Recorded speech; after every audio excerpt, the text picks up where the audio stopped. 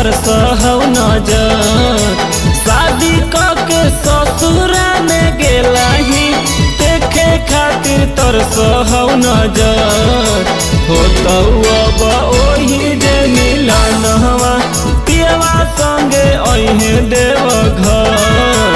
भोले बाबा के करिहे दर्शनवा पियवा संगे अइहे देवघर। शादी के ससुरा में गेलही देखे खातिर तरसहौ नजर। होतौ अब ओही जे मिलनवा पियवा संगे अइहे देवघर। भोले बाबा के करिहे दर्शनवा पियवा संगे अइहे देवघर। भोले बाबा के करिहे दर्शनवा पियवा संगे अइहे देवघर।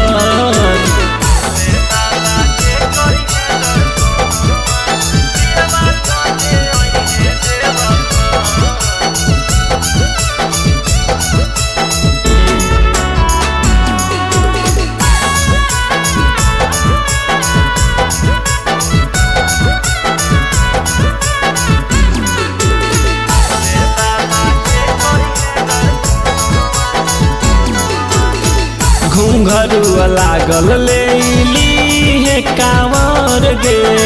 साड़ियों पहिर ली है गेरुआ कलर गे। घुंघरू लागल लेली है कांवर गे। साड़ियों पहिर ली है गेरुआ कलर गे। रिमा झिमा बरस सावनवा तो हर सही मनवा हो बहुना सब। रिमा झिमा बरस सावनवा तो हर सही मनवा हो बहुना सब। होतौ अब ओही जे मिलनवा पियवा संगे अइहे देवघर। भोले बाबा के करिहे दर्शनवा पियवा संगे अइहे देवघर।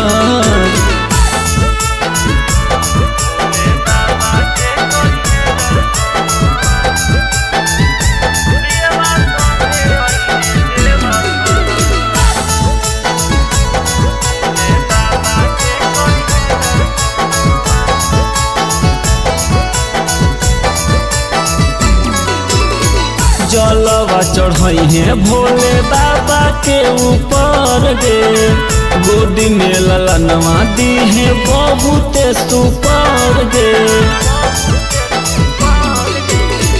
जलवा चढ़इहे भोले बाबा के ऊपर गे। गोदी में ललनवा दीहे बहुते सुपर गे। अमर बाबू गावा है भजनवा बाजे सगरी भोला के डगर।